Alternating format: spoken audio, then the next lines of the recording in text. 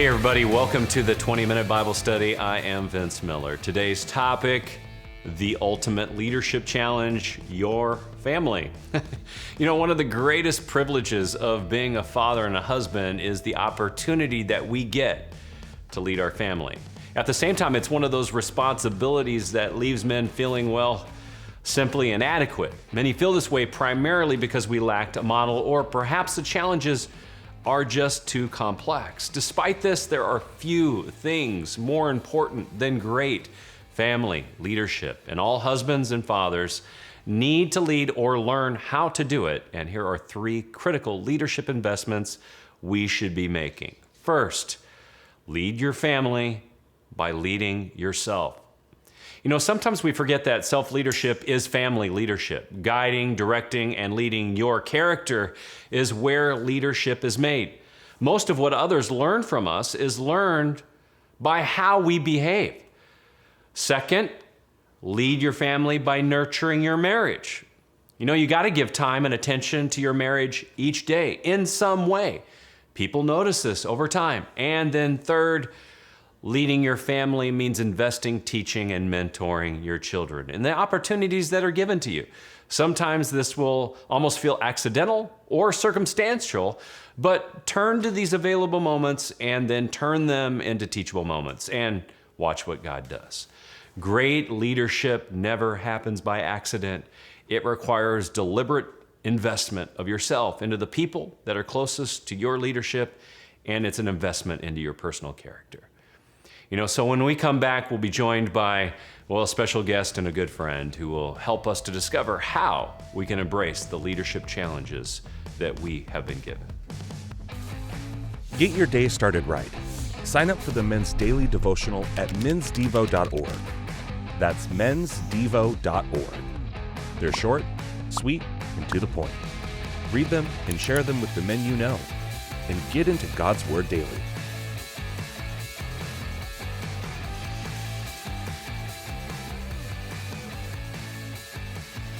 Well, hey guys, welcome back. So good to be with you again. Tyler, thanks for being with us. I'm ready to go. I know. Let's do it. This will be fun. So, you know, we're talking about really what it looks like, I think, to lead in a family that can be challenging, right? Yeah. And I think most of the time, actually, leadership at home is a challenge. And, you know, I projected out a couple of ideas in the intro today, and when we talked about, you know, basically that we probably didn't have a good example growing up sometimes. And then sometimes we lean into this whole idea of leading our family, and it becomes more complex than we anticipate it to be, you know? And I'm just wondering, first off, if you agree with that, or if you think that there are other things that make leadership at home complicated. Yeah, I think there's a lot of things that make it complicated. Actually, the more children you add, it becomes increasingly complicated, as I'm learning right now. Right. I think it's, you know, one of the things for me is that, you know, when you're at work or in the community or something like that, there's all these kind of market or industry laws that trickle down that I think create more structure, rules, and boundaries. Not a lot of that exists at home. It's kind of what you make it to be. There's not a ton of outside influences, you know, other than what we pull from scripture that kind of dictates the ground rules for how to lead in the family. Right.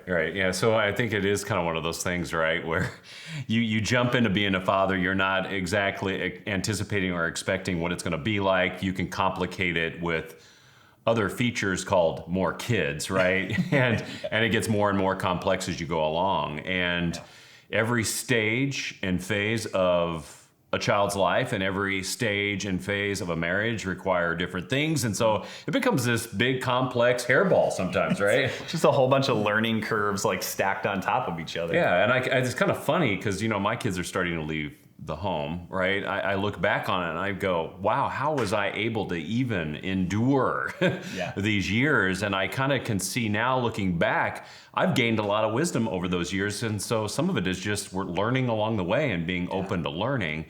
But, you know, I still think that people are very perplexed by leading in a family. I think especially men today are. And I think men are today because it's complicated. I mean, you go to work, it's relatively easy.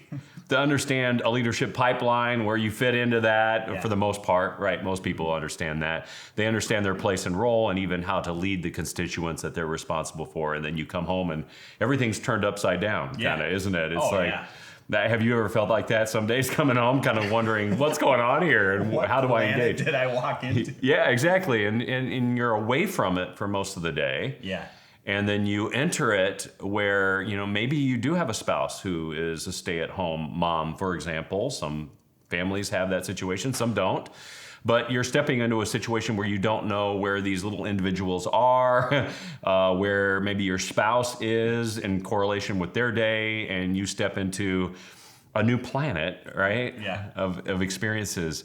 I would assume that would be challenging for you. Yeah, definitely. It's definitely challenging for me. And I hear these challenges from men all the time. So, but I don't think that's the only factor. If I were to ask you if there were other factors, what other factors do you think come into play into kind of this family leadership and family dynamics in the time we live today?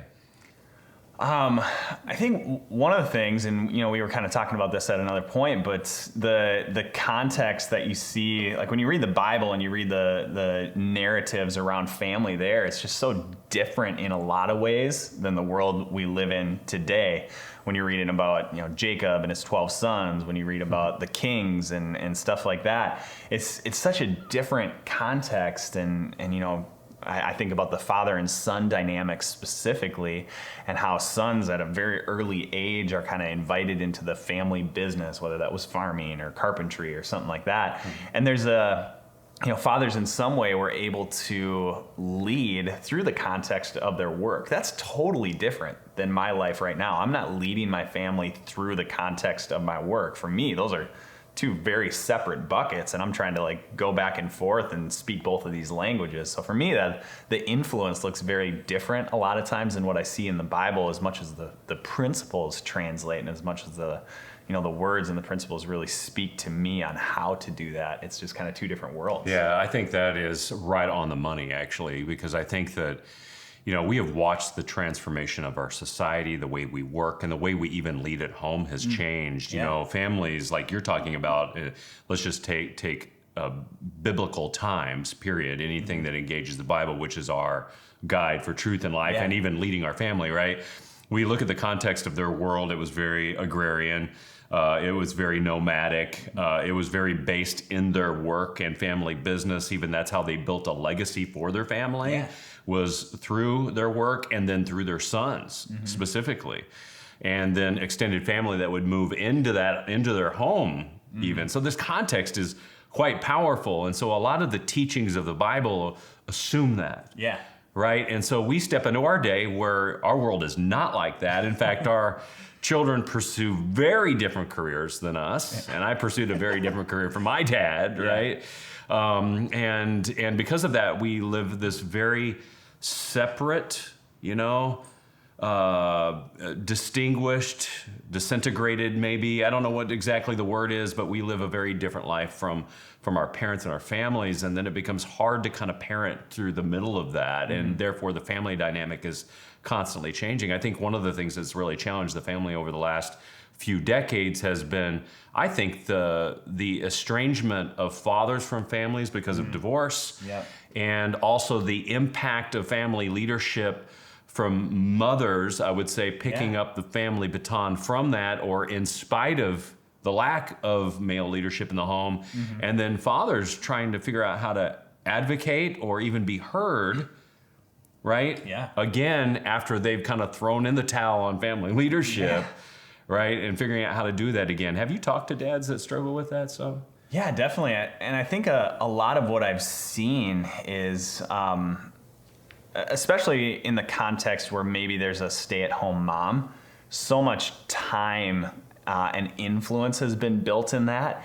And you see, I hear from a lot of dads coming back in, it's almost like we're playing catch up a little bit, trying to catch up to the influence that mom has built, especially in the early years. I feel that a little bit, especially with younger kids right now, they get so much time with their mom. And, when I come home, they adore me. They cling to me. Like, they just want so much time with me. Even when I left the house this morning, one of my 3-year-old twins was just like, Daddy, no, don't go. So I sense, I sense a greater, not desperation, but just a greater yearning for time with me. And a lot of times I kind of feel like I almost got to play catch up to my wife in terms of the influence that she has with them. Yeah, I heard Tony Evans say years ago, and it was really a charge to men, or, it was a challenge to them more than anything. He says, gentlemen, on family leadership, we've thrown in the towel. Women have picked it up, and they're not so easily giving it back. It's just such a great quote. It's not, I don't think he intended that to be condescending toward female leadership in the home, because we need our women to lead as well. But it's us figuring out how to pick up that baton and understand how to do it. I suggested a few things today in the monologue at the beginning. It was, learn how to lead yourself. Lead your own character. Start with that. Nurture your marriage, and then disciple and mentor your kids. That's really it. And I think family leadership is not as complex as we think it is in our mind. What is complex is how to step into those issues and how to do it well. Leading ourselves, leading our wife, leading our children is still the same challenge it's always been, right? We just live in a very different time than the experiences and the lifestyle of the Bible, but that doesn't mean that we can't use the same principles today. Right. And I heard you say that a little while ago. It's the same principles. The challenges are no different, right? It's us really understanding what our role and responsibility are in those moments that we're faced with. And yes, it's constantly changing, right? Because your 3-year-olds are going to be different than they are today, right? Yeah. When they're 17. Yep. And you're going to face different challenges. In fact, those twin 3-year-olds, right, are going to have their own personalities and act quite differently probably then. And you're going to have very unique differences and challenges you're going to face with them as you lead them as a father and as you lead them as a husband and wife team. Yeah. Right? Even as you interact with each other through those challenges. I mean, the same complex challenges, we just have to figure out how to handle them through the phases and stages. So, I mean, how would you evaluate, be real honest with me on this, because I think guys need to get honest with this. How would you evaluate your own current leadership of your home, in your marriage, and with your children? When you look back on it, how do you feel about it right now? Yeah, I mean, it's always a roller coaster. I think, seasons are always changing, kids are always changing, we're always changing. I think we were kind of talking recently about just the value of learning and how we can not only be invested in that ourselves as individuals, as a married couple, but then also being able to instill that into our kids. And I've seen so much, I think probably in the last year, how much that, I've kind of at times neglected investing in myself, because I think it's the ideal to just be all in on serving my wife and kids, but recognizing that the longer I go without self-care, without taking care of myself, without investing in myself and really checking my character, my competency, and all those things, that's made such a huge difference in our family. Regular fitness, exercise, health, eating, nutrition, that's been a big deal for me. Then recently my wife and I took up a kind of 30-day marriage challenge thing. It's made such a difference in the lives of our kids. I think to see myself and my wife just on the same page, we've got more grace and patience for each other, more affection for each other, and the kids notice that. It is interesting, I think, that as we get older as men, as fathers, as husbands, and as leaders, that there's going to be moments we feel super competent. Yeah. Right? And there's going to be moments that where we feel a lot of shame and regret and neglect around certain things. And so you're having kind of this uptick right now as a leader at home. I think there's times that you're going to feel the downtick too. I have felt it many times in my years of leading my family, engaging with my wife, leading my children. I got to tell you, there's been times I've been on the downtick. I'm wondering, am I doing good enough? Where have I gone wrong? How do I turn this around? And then I swallow a lot of shame and regret and pain, that comes out of that too. And I think guys need to hear that that's normal, that there's normal upticks, and there's normal downticks in every relationship, how we do it and what it looks like. The important thing is just to respond diligently to those moments and to act when God kind of prompts us by his Spirit to do something. So this is the verse that we're focusing on in this chapter today. So it's Deuteronomy 6:7. It says, "You shall teach them," this is your children and family, "you shall teach them diligently to your children. You shall talk of them when you sit in your house, when you walk by the way, when you lie down, and when you rise." Of course, these are words taken from what is known as the Jewish Shema, and which it's just the word for hear in the Old Testament, was very important verses to the Jewish people, especially in Old Testament times, especially to the Israelites, as they were very nomadic. We talked about people. But you hear these words. What jumps out at you when you hear these words?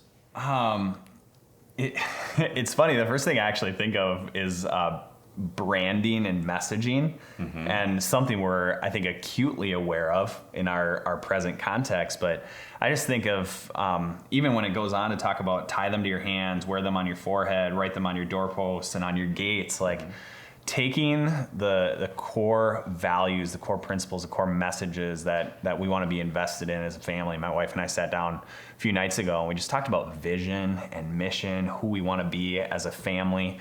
We have this phrase that we want our family to be a safe place to be dangerous. And we think about the things that we want to communicate to our kids on a regular basis, and then the way that we want to invite people into our family as well. We've got a good friend who's fostering three young boys right now, and we talk to our girls, especially our son is 5 months old, doesn't really understand much, if anything.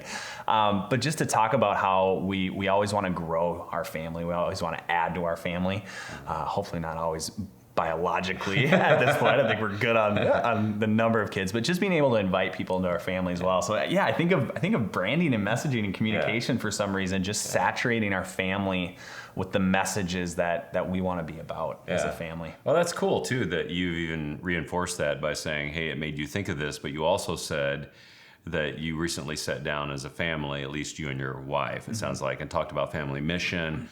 What we want people to remember us for, what we want our kids to remember us for, what we want outsiders to remember us for as a family unit. I think that's so valuable. And I agree with you. I think there is messaging that comes out of our family. Like, my kids are, 20, 18, and 15, and I know that there are things that they'll remember that I said over and over and over and over again. For example, make good choices. And I know that they'll remember that because I say it every time they walk out the door, make good choices. My dad would say, keep your head on a swivel. That was his version of making good choices. Yeah, but do you see how you remember that? Yeah. You remember that because you repeat it. And I think that's exactly what the writer of Deuteronomy is wanting us to catch is there's this repetitive nature. Teach them diligently to your children. This is the way it becomes part of family leadership, is to really be diligent with it, right? Because there are ups and downs, there are highs and lows, there are upticks and downticks, right, to everything that we do. And sometimes it's just about being diligent, being committed, being persistent, whatever word you want to use.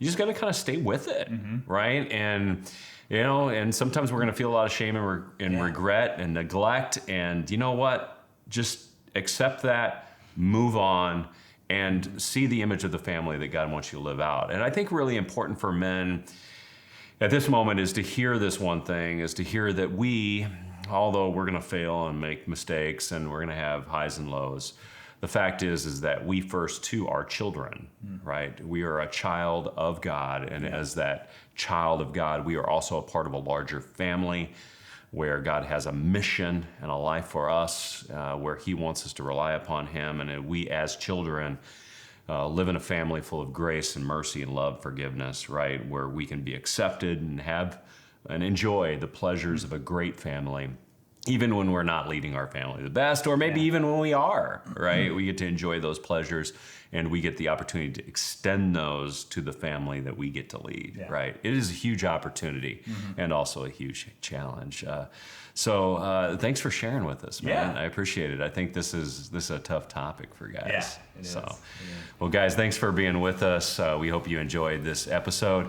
I just want to encourage you today that whether you feel like your current family leadership is on the uptick or downtick, it doesn't really matter. You're a son of God first. That's really where you need to see your identity. And then allow the outflow of that to flow through you to the family that you lead today. So do something good for them.